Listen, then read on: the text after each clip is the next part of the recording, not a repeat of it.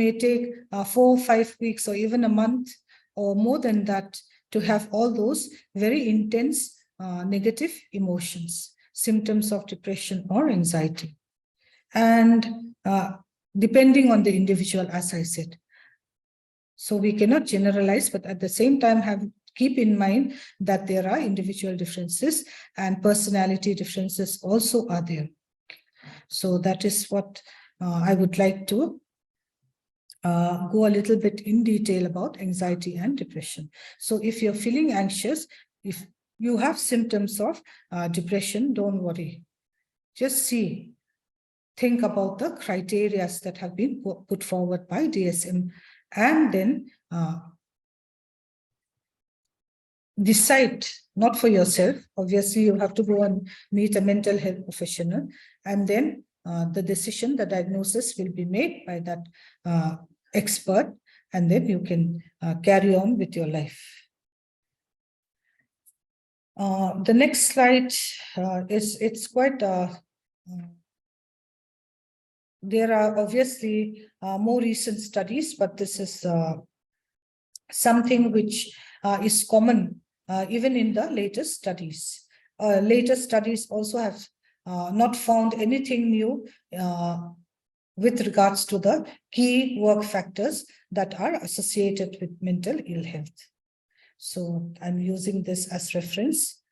So the key work factors that are associated with mental ill health are long working hours, work overload and pressure, lack of control, lack of participation in decision making, poor social support, and unclear management and work roles. So this is these are the factors that have been identified through research studies, and this can be applied to all areas of work, whether you're working in an institution as a teacher, you're working as a staff, you're working in a factory, you're a taxi driver, or you're a blue-collar worker, white-collar worker, or a daily wage labor, or whatever your work is. This applies to all of us. So long working hours, work overload and pressure, lack of control, lack of participation in decision-making, poor social support, and unclear management and work roles. The second last two, that is poor social support and unclear management and work role, is something which has been addressed specifically in the last couple of decades, maybe 20 give or take 10 years, maybe 30 years, because researchers and people, experts in the field have realized, have come to learn from research studies that social support is very, very important for mental health. And it can be perceived social support, or it can be social support in the real, so to say. So social support, it may be in different communities, it may be different how we understand social support. In the context of Mizoram, we have a good social support system. We have NGOs for every age group, etc., etc. And I'll just give you one example. We have the Young Mizo Association, where everyone from the age of 14 to 50 can be a member. And that NGO is in charge or supervises funerals, marriages, etc., etc., if invited or if requested by the individual or the family. And we have the also, as Mizoram is it's a Christian state, we also have all the other altruistic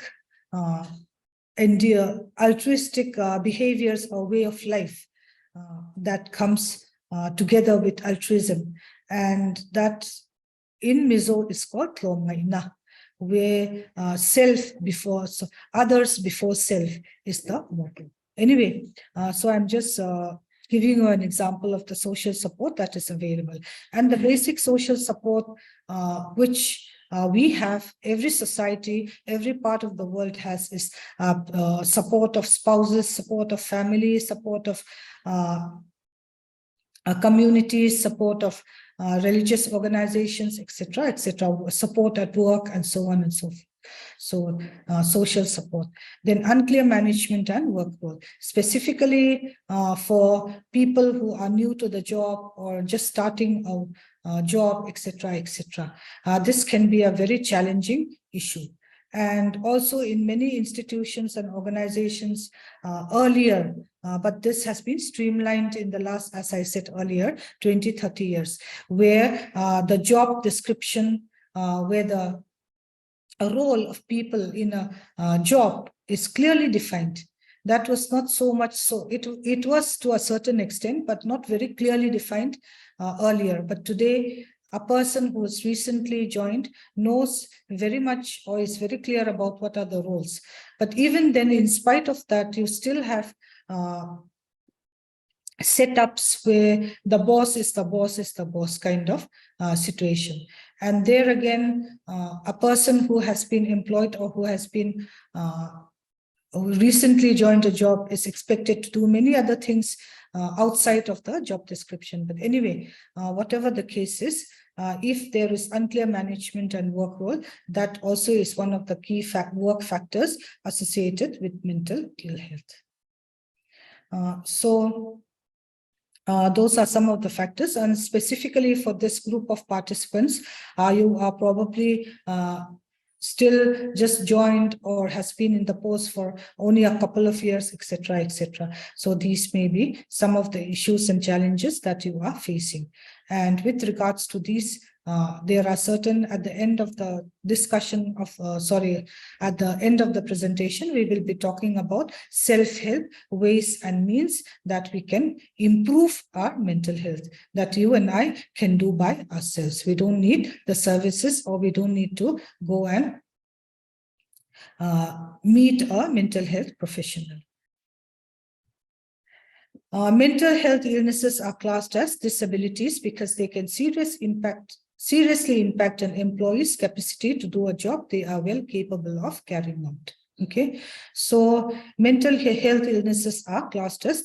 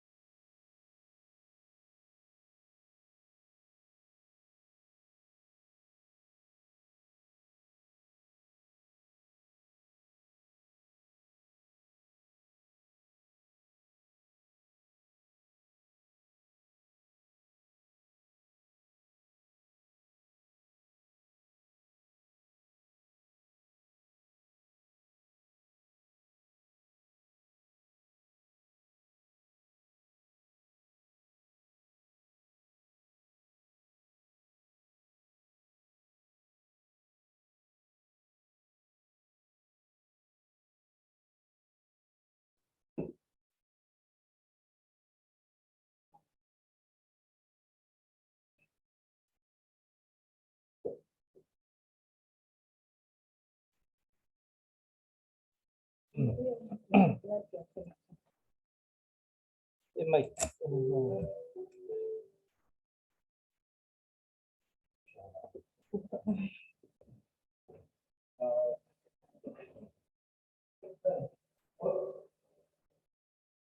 I audible? Hello? Yeah, madam, you are audible. Yeah. Sorry about that. The Wi-Fi connection had a breakdown. So we're able to reconnect just now. But then those are the challenges, the issues. So were the people very stressed about whether I would be back or not? Or we were happy? This gives us time to relax. I will not say I was happy, but it gave me time, that break, the Wi-Fi breakdown gave me time to have a cup of tea. So now I'm back with more energy. Okay, let's continue with where we left off. I will be try to make the participatory, that is the what I can do to have good mental health part. So we can talk about that a little bit in detail. So I'll not be actually skipping through the slides, but I will go a little bit faster. Yeah, I hope that's all right with everyone. So the next slide is, why is mental health important in human resources? We had already talked about this at length, so I'll just go briefly through this once again, because seriously impact the employee's capacity to do a job they are well capable of carrying out. You and I may be very much aware of this as school children, and also as spouses, partners, etc., children of parents, people in the community. We know that we have certain roles that we are responsible for, that we need to carry out. And if there are any issues with regards to that, we sometimes feel very incapable. We sometimes feel that we are very inadequate. So if those feelings persist for periods of time, certain periods of time, now and then, feeling is quite all right. It's quite healthy also to a certain extent. Otherwise, we will have too much pride, and that can be our downfall too. But anyway, what I would like to reiterate is that this mental ill health or mental illnesses seriously impact the employee's capacity, the individual's capacity to do the job that we are well capable of carrying out. So with regards to the importance of mental health at the workplace, we can see from the slide that productivity decreases, absenteeism increases, and total medical cost increases because of mental ill health. But if we can provide, or if we have good mental health, all these are the negative impacts of mental ill health are met, and productivity increases, absenteeism because of small reasons here and there. I have a headache, I have a fever, etc. I'm not feeling too good today. I got up on the wrong side of the bed kind of attitude, and lifestyle also decreases. And also a very important aspect is the economics. The total medical cost, even though you may be working in a government institution where you have the medical reimbursement system. If that is not so, then it's a big stressor. It's a big stressor, thinking not just about the illness, trying to get well, but also about the cost. So these are some of the more specific. I had in the earlier slide listed some of the common mental health issues in general for people all over in every walk of life. So now this slide tells us in specifics what are the common mental health issues, specifically in the workplace, whichever is our area or workplace. Stigma and discrimination, demand control, effort reward relationships, job burnout, harassment, violence, bullying and mobbing, and problematic substance use. Stigma, discrimination, we already talked about this. Then demand control, effort reward. This, especially in the context of the institutions, academic institutions, this is a very challenging, is something which has been swept out under the carpet for ages, but it's slowly emerging now, where you have the scenarios, the situations of supervisors, scholars, teachers, students, etc., etc., where you have instances of effort-reward relationships, demand control, and so on. So these are some of the issues that you may face as beginning people in the workforce. Then job burnout because of too long work hours, too high demand, etc., etc. We all know what the specifics are. So job burnout.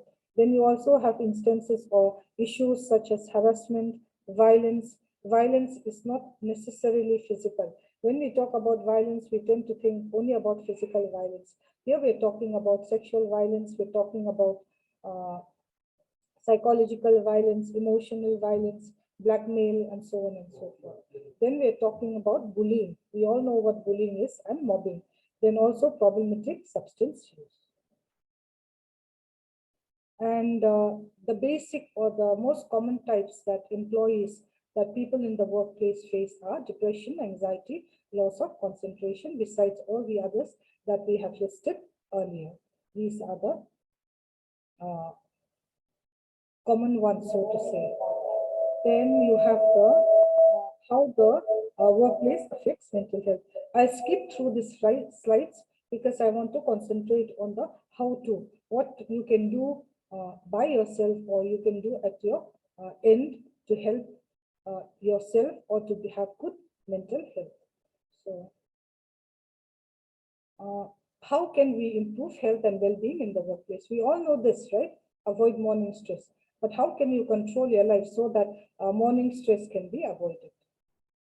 You can say, oh, it's so very easy to say so. Very easy for someone to say, do this, do that, come here, go there, etc., etc. But we have to purposefully try to follow these dictats so that we can have good mental health. And there are always means and ways of developing the skills or avoiding places or avoiding people or trying to stay more organized. Time management is there, trying to have fun, to be with friends, do something you're good at, etc., etc. So these are very things which are not difficult at all from our individual levels. We can all do this, provided we think about it and provided that we try to do our very best so that we can avoid morning stress. From your life experience, you know that what causes morning stress for you over a period of time, from self-awareness, from specifically reflecting, reviewing what gives you morning stress. From there, you can identify what are the things that give you morning stress. So in order to avoid morning stress, even if those stressors or those instances, those situations come in the morning, you know how to avoid them, or you know how to deal with them or take care of them, right?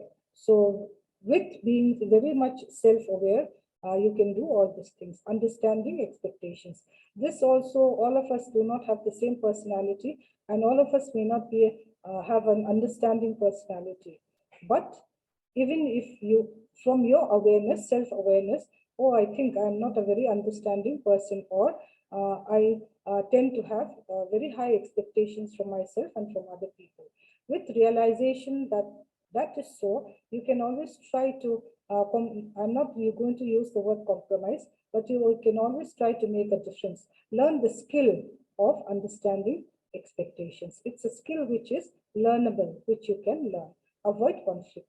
Here we're not just talking about running away from every time a conflict situation comes, but learn how to in how to avoid conflict in a mentally healthy way. Learning coping behaviors, stay organized, right? Time management, etc., etc. Be comfortable and so on. Okay, we'll talk about these a little bit more specifically in the next few slides. So the first way or the first method or the first step you can take towards developing good mental health is talking about your feelings. I know this is very, very difficult, especially if you are a private kind of person and you're not used to sharing your thoughts and feelings with people. You may be single, you may have a partner, a spouse, or you may have someone in your family that you can talk to, whatever, or if you don't have anyone at all that you can talk to, whatever is the case, you can find ways and means of finding a person or a service that will listen to your feelings, where you can discuss. Keeping everything bottled up is very, very unhealthy, and it does not boot for good mental health. To have good mental health, you need to be able to share, to talk about openly about your feelings. Here, I'm not talking about going and telling, shouting from the street corner about your thoughts and feelings, sharing with everyone around who's willing to listen. I'm not talking about that. You identify a person or a service that is available, who will keep all the sharings that you have made confidential, etc., etc. People you can trust, whose integrity is unquestionable, etc., etc. So, and this is, we always have to realize that talking about your feelings isn't a sign of weakness. The male macho mindset, we all know what the male macho mindset is, I'm sure, is that a man or a male does not talk about his feelings. It's unmanly to do so.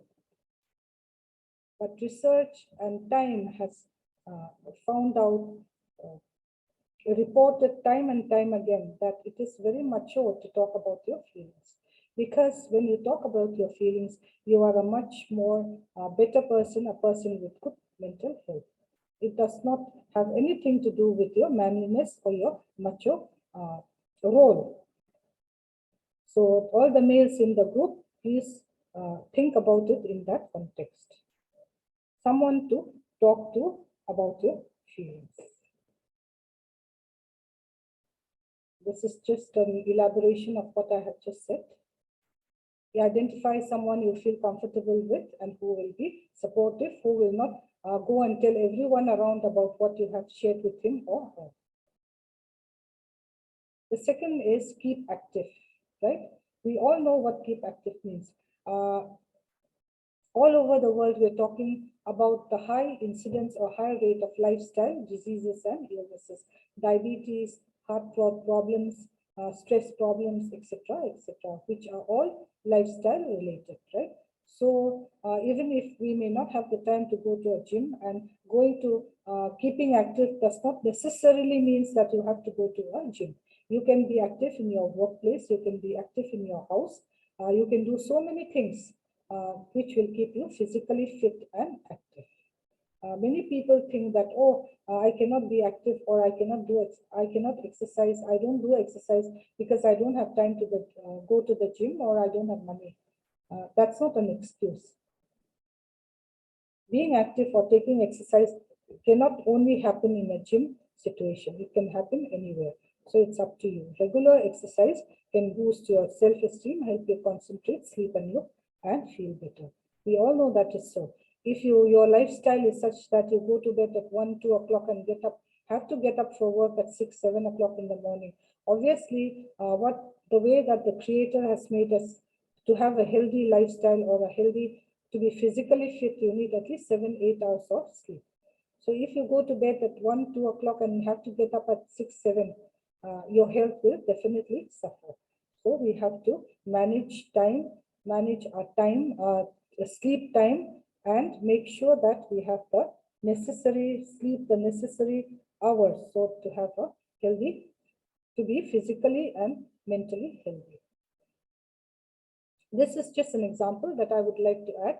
If you work in an office or a class, taking a class as a teacher, you can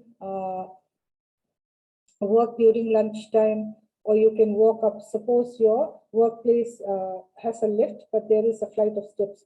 You are working on the 3rd floor. So maybe coming down the steps, walking on your way back from work after your work finishes, or climbing up 3 flights of steps at least once or twice in a day, depending on your stamina, your energy. That also is a form of exercise.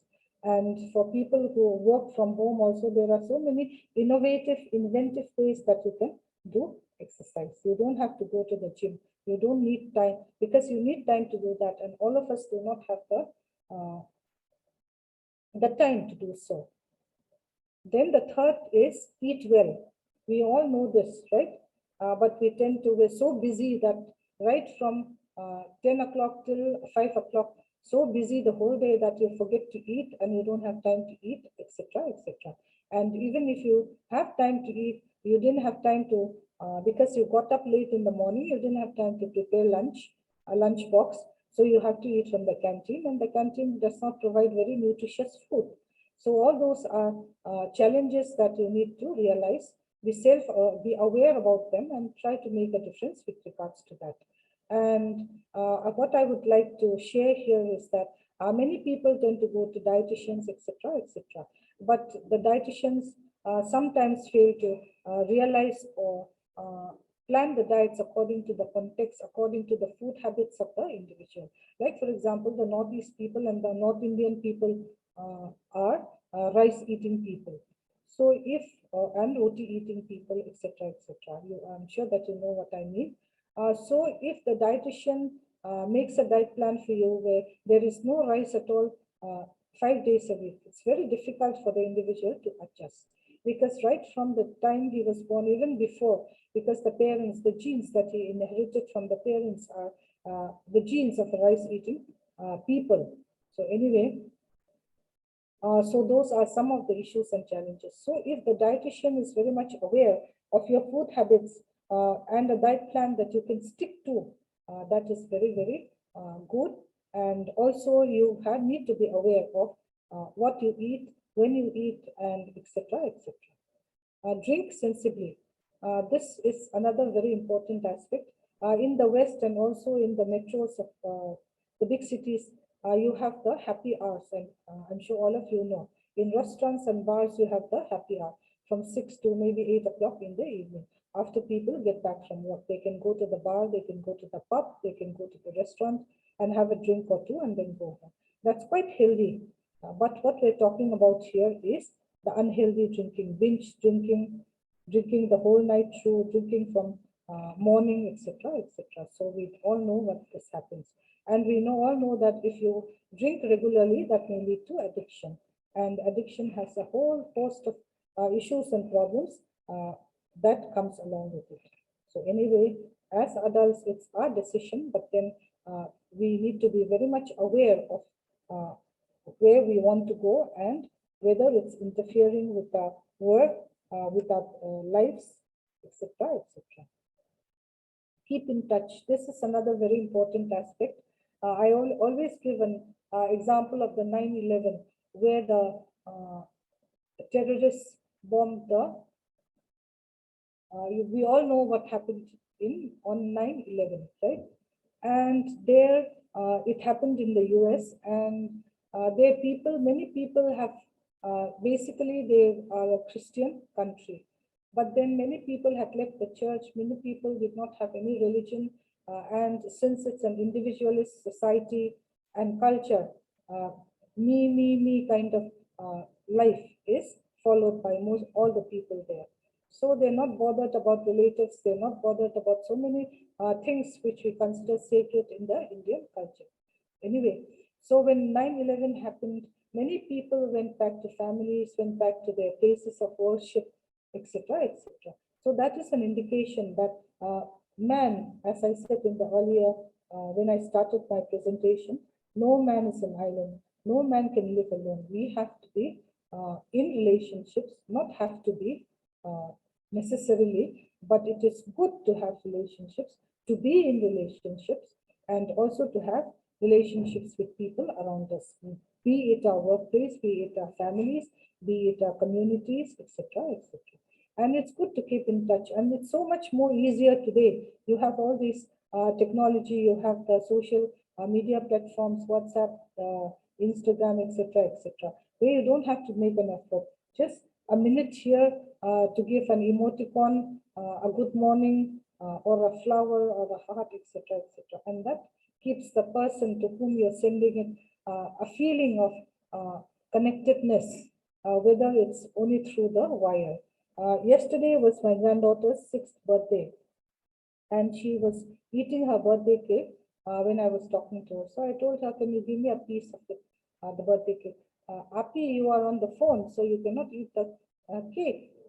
That made me realize that even though it was only not real time but FaceTime, but it still made a difference because I was able to wish her face to face, so to say, over the phone, and it made a difference. Uh, think about the times. I'm sure that you were not even born then, when we had to queue up at the STD PCO booths to talk to people from outside, or to talk to people outside of our environments. Anyway, keeping in touch is very, very important. Let me just go back. Work politics. This is a very, very big challenge in all workplaces and also in academic institutions. This is a very big challenge that we face. So we need to be very skillful. We need to be very diplomatic, tactful, learn to work our ways, learn to handle work politics. Otherwise, many people face burnouts and other issues. So we have to make sure that we are able to learn the skills. One very useful way of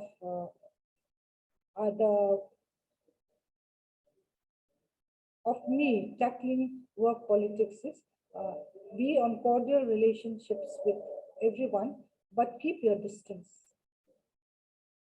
Because in the workplace, you need to talk, you need to greet, etc., etc. You need to have cordial relationships, but keep away or stay away from the person or persons with whom there is an issue or a challenge, so that work politics will always be there, and it has always been there, and it's always going to be there.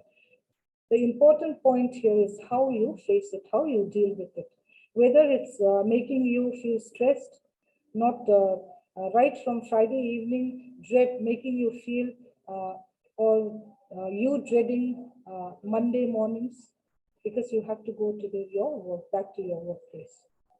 So your enjoyment of the weekend, that is the Saturday and the Sunday, is all spoiled because of you're not able to deal with, or you're not able to address the issues, the challenges that you face at work. It cannot be totally erased, or it cannot be totally removed, because the people or the situation is always going to be there. So it's up to you how you deal with it, how you face with it, and how you tackle it, right? So during the 10 or 15 minutes break that we had earlier, because of the Wi-Fi issues, what I did was I had a cup of tea and I went and stood out in the sun. So I was not stressed. So that is an impromptu way of managing with this sudden breakdown of the internet connectivity this morning, right? So there are ways and means that we can deal with the issues, the challenges. So it's up to, at the end of the day, it's always up to you and to me, how we deal with it, how we face, and what are we going to do about it. Am I just going to say, oh, this is the challenge? I'm so fed up, I'm burned out, I'm going to leave my job, I'm not going to, etc., etc. Or are you going to say, this is the situation, this is the challenge, so there must be something that I can do about it. So let me learn to deal with it. I'm sure there are ways and means of dealing with it. I'm not talking about face-to-face confrontation. I'm not talking about a shouting match. I'm not talking about backbiting or gossiping. I'm talking about managing, I'm talking about you managing yourself, your life, your thoughts, feelings, and your behavior, so that you have a more mentally healthy life and relations with people in your workplace. The sixth point here is ask for help, right? In the first slide, we have said that talk about your feelings. So that is another way of asking for help. If you feel stressed, if you feel challenged, if you feel that you cannot deal with it, don't just stay in bed and refuse to get up, etc., etc. We all know what we do when we are feeling stressed, we are feeling mad, angry, and when we face challenges in life. Always remember that none of us are superhuman. So we all get tired, overwhelmed about what we feel, about our thoughts, feelings, behaviors, the situations around us, and so on. And when things don't, so always be willing to ask for help. And so very difficult, especially all human beings are created in such a way that, oh, if someone says this something about you, negative about you, the immediate thought, your immediate thought that comes to mind is, oh, she is talking about me. What is she? Who is she to talk about me in that way? That's the first thought that comes to mind when you hear that someone is talking about you in this way, right? So that shows you and me how proud we are as an individual. Knowing that, going on from there, we know that that is the situation, that is what we are born with, that is the personality trait that every one of us have. So we need to scale that down depending on the situation, depending on your circumstance, and to tone it down, but not, I'm not saying that you kneel down and you bow down and you be the underling all the days of your life. I'm not talking about that. But there is always a balance, there is always an equilibrium where you can balance out, depending on the circumstance, depending on the situation. Ask for help. Take a break. Yeah. The phrase is there, break a leg, take a break, right? So we all know what this means, so I'm not going to elaborate on this. So there are many things that you enjoy doing in life, but you say, oh, I enjoy doing this, I love listening to music, but I don't have the time. To listen to music, you don't have to sit in a sofa, close your eyes and listen. If you have the time to do that, that's well and fine.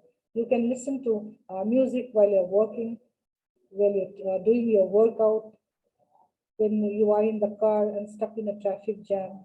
So many ways and means of going about it are available. It's just that you need to consciously think about how you can enjoy music in your life.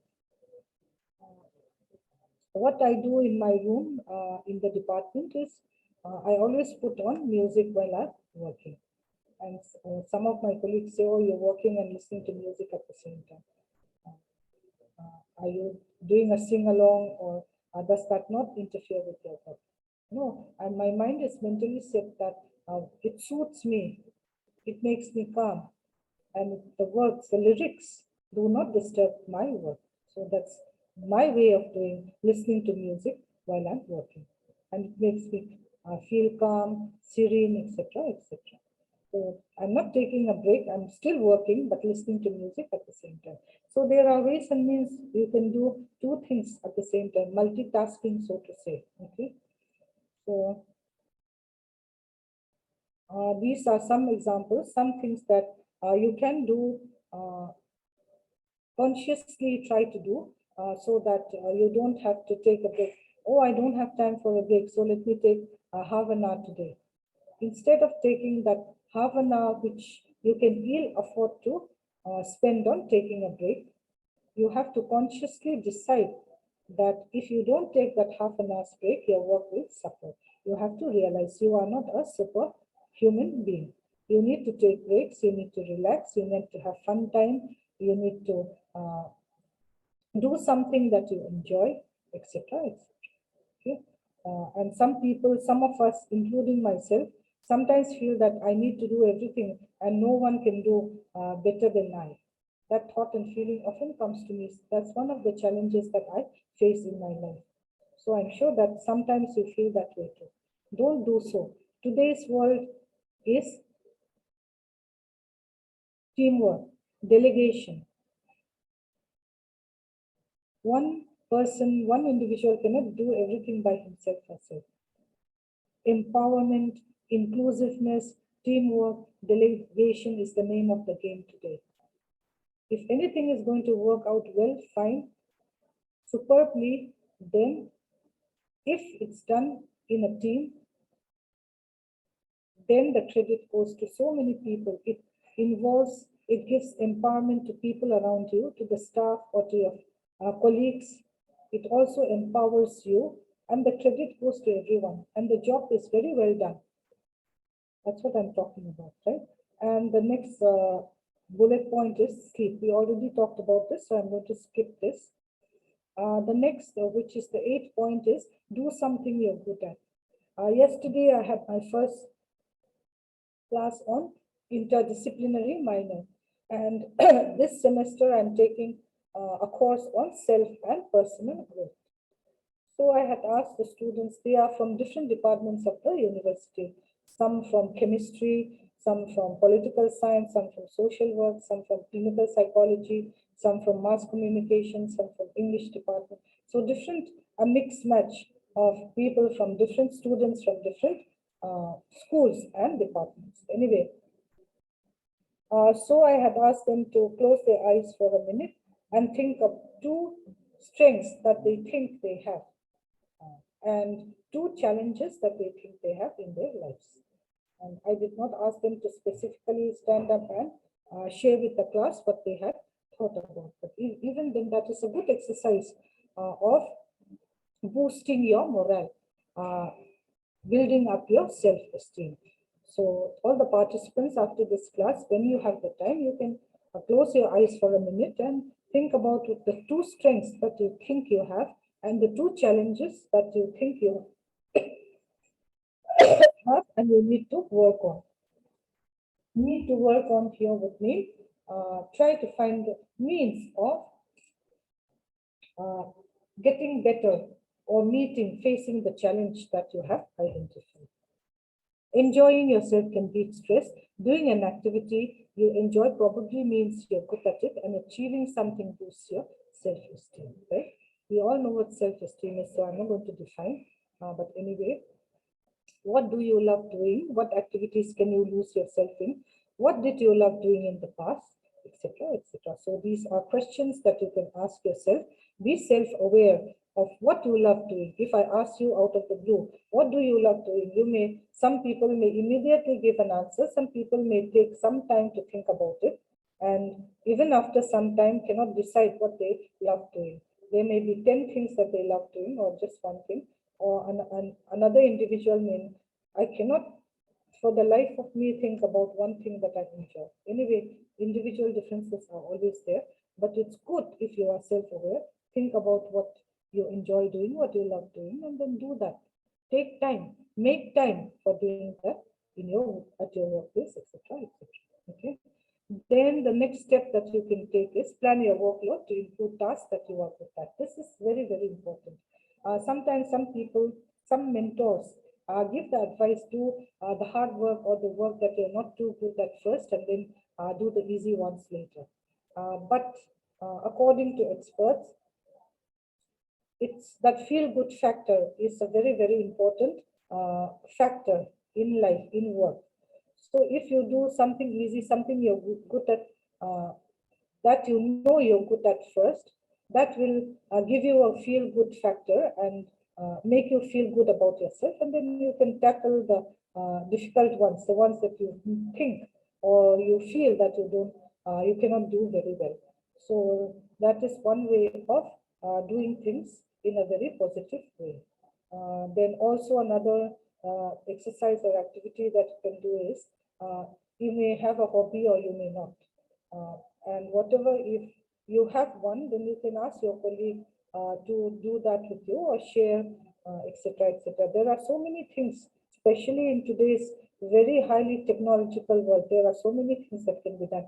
Play a puck game or a computer game or video game on the phone, etc., etc. So many things that can be done by you as well as with a group of people. Here I'm talking about sharing it or doing it with a group of people in your workplace or where you are at that point of time. Because we have heard of the very big challenge of internet addiction, video games addiction, etc., etc. So if you do it individually or even in a group, you may be very much aware that these are some challenges that may arise. So you can guard or you can try to avoid those situations where this may happen. Accept who you are. This is another very, very important, but so very difficult in life, as you and I are very much aware. Accepting myself for who I am. I gave you that earlier example when someone says, oh, this person is so and so, and the immediate response, the first thought that comes to mind, who is he, she talking? What is he, she also? That comes to mind immediately. So accepting ourselves for who we are is very, very difficult, but it's not undoable. It is very much doable. And if you're able to do this, if you're able to get through this challenge, let me tell you, it will make you a so much more happier, so much more mentally healthy person, accepting yourself. See what are your challenges, what are your strengths, work up, build up on your strengths, and try to find ways and means of dealing, addressing, facing the challenges that you have in life. That's what we are talking here. Accept who you are.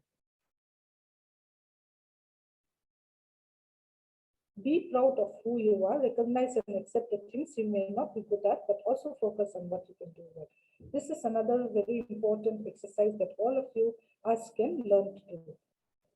If I'm so used to, or if I was born with a pessimistic mindset or way of thinking, everything that I do, even if I do well, I always look at the dark side or the negative aspect. If that is my personality, or if I'm so used to that mindset or that way of thinking, you can change it to a more positive perspective, or in a more positive way. And always remember that you were created by whichever God you believe in, as a perfect being, as a perfect individual. And it's up to you to build up or to make the most of what you are born with. You may not be a Miss Universe or a Mr. Universe. You may not have the figure or the physique for that. But I'm sure there are many strengths, many plus points, many positive things about you that you are aware of, but you have not taken the time. Because just because you are not a Miss Universe, or you do not have the figure or the physique, you think that you're not good looking or you do not have a good figure. But think about all the positive things with regards to, in this particular example, about you have good hair, you have good skin, or your waist is 24, 26, whatever. I'm sure that you understand what I'm trying to get at. So be proud of who you are, recognize and accept the things you may not be good at, or you feel you are not good, but also focus on what you can do well. If there's anything about yourself you would like to change, are your expectations realistic? If they are, work towards the change in small steps. Don't try to go in leaps and bounds, okay? You need to be realistic about your expectations. Just because the neighbor's son always is in the top 10, the other neighbor also wants her son to be in the top 10. Not thinking about that he and his wife, or she and her husband, were never in the top 10 themselves when they were in school. Just because the neighbor's son is able to do that, you push your son or your daughter. Expectations are too high. Not looking at the specifics, not looking at the whether your family for generations are good in studies or not, etc., etc. I'm sure you understand what I'm trying to get at. So those are things that we need to be very much aware. And lastly, I think this is second last, self-acceptance and self-care. Be proud of who you are, accept yourself for who you are, be proud of who you are, and you can work hard to meet the challenges that you see in yourself. And I'm telling you, it is doable, it is possible. If you consciously try to do so, if you consciously work your life, steer your life towards that.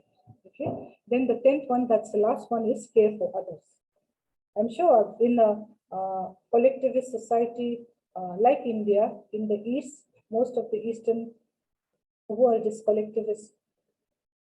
Me and other people, me and community, we care for our people around us. We care for our families, etc., etc. Not like the individualistic culture of the West. It's just a me kind of culture in the West. In the East, it's different. So I don't think I need to elaborate here. Caring for others, doing good for others. It's not just in your work, but also in your communities and so on, in any other situation or environment. So what does the law say about mental health, right? We have a wide range of legal rights that protect our mental health at work. Even the Indian government also does have has passed many amendments and many laws, and the legal rights of individuals are very much clear, okay? So if you're interested to go further into this, we could always Google them, right? So why don't people talk about mental health? Here, all of us, I have already elaborated earlier with examples that stigma and discrimination is very much evident. Be aware of this and address the challenge of stigma and discrimination, because that prevents people from accessing services, people going for help, looking for help, seeking help. Okay. So that is my presentation for the day. I hope that none of you are sleeping or not being very attentive. But anyway, I hope that it will help you to be a better person, to have a more mentally healthy life, workplace. Thank you very much. So, Madam, thank you so much for your very worthyful and very informative lectures on the mental health at workplace. It is really very much insightful for all the participants to manage their mental health. So with this, thank you so much, Madam. Usoya?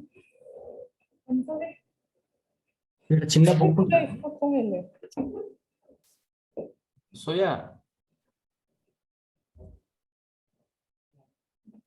Usoya?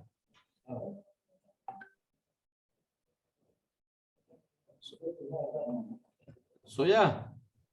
Yes. Yeah, please stop sharing. Oh, okay. Yeah. So, good morning, sir. Sir, good morning. Yeah. Shall I So- start or is there any break? No. We will start.